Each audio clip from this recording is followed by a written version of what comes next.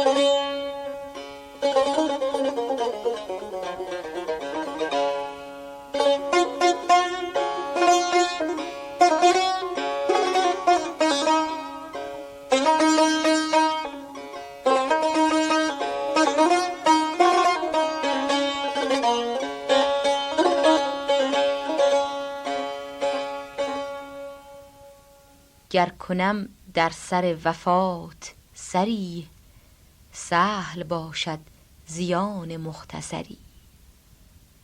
ای که قصد هلاک من داری، صبر کن تا ببینمت نظری. دوست دارم که خاک پات شوم، تا مگر بر سرم کنی گذری.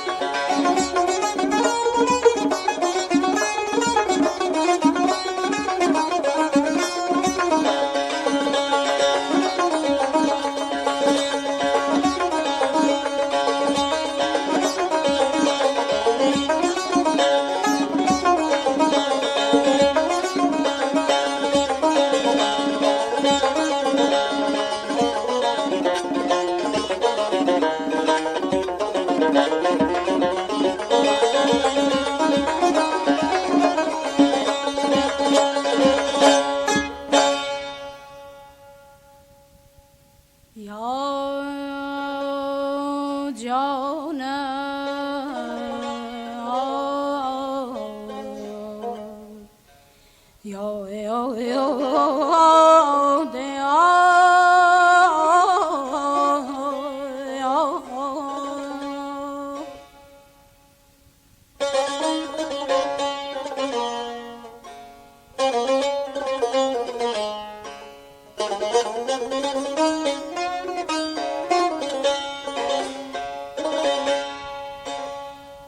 کنم در سر وفات سری، گر کنم در سر وفات سری، سهل باشد زیان مختصری داد.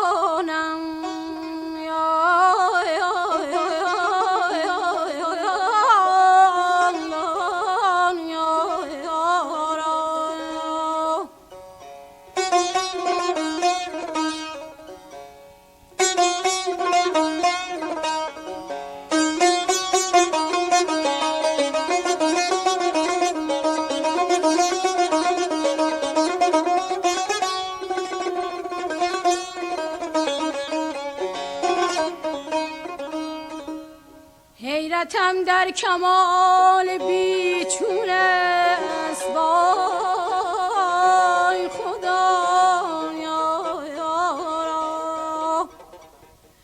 حیرتم در کمال بیچون است، کین کمال آفرید در بشری داد.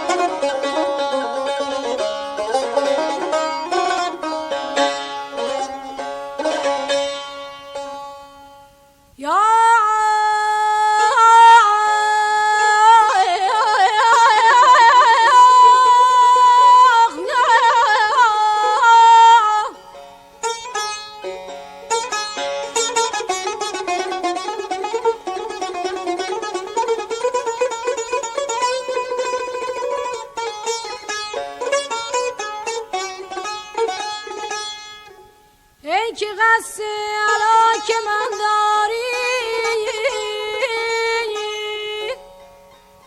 ای که قصد علاک من داری، صبر کن تا ببینمت نظری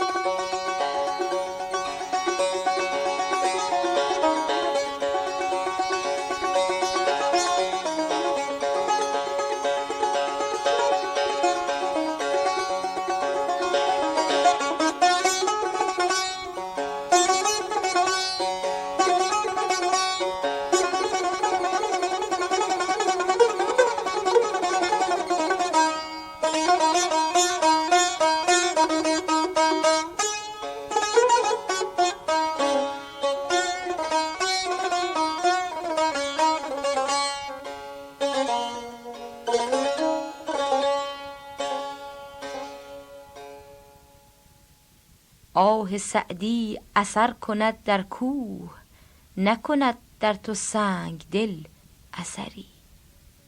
برنامه‌ای که شنیدید گلهای تازه شماره 201 بود که با همکاری محمد رضا لطفی، هنگامه اخوان و بیژن کامکار در ماهور اجرا شد.